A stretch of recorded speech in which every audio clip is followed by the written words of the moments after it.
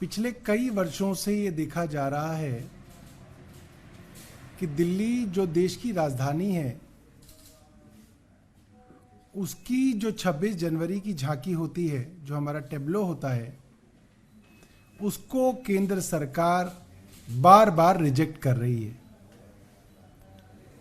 ये बात बताने योग्य है कि 26 जनवरी की झांकी दिल्ली में ही होती है। दिल्ली देश की राजधानी है।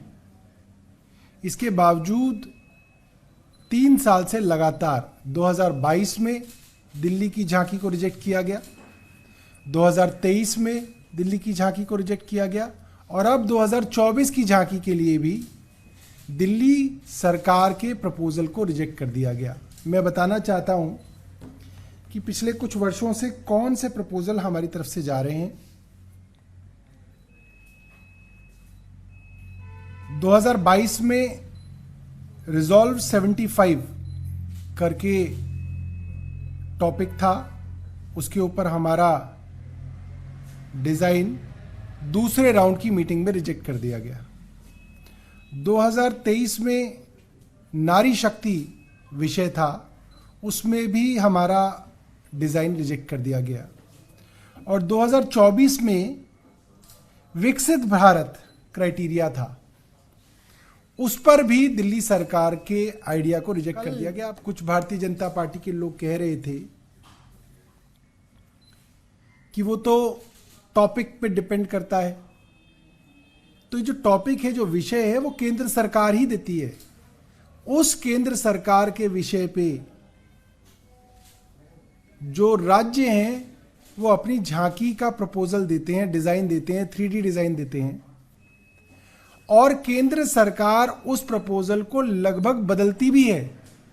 जितनी बार केंद्र सरकार के यहाँ मीटिंग होती है, उतनी बार उस डिजाइन को वो लोग बदलते हैं और उनके सुझाव के हिसाब से राज्य उसको बदलाव भी करते हैं।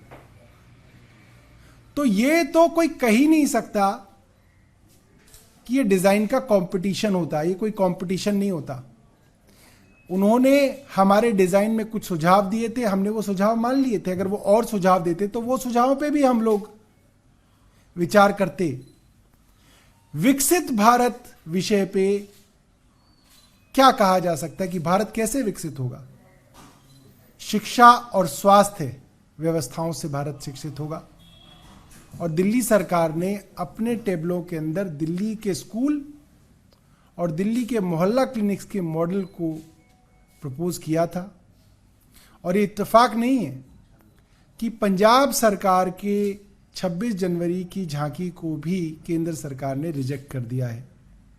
हमारा मानना है कि ये दुर्भावना वाला कदम है और केंद्र सरकार सिर्फ और सिर्फ आम आदमी पार्टी की सरकारों से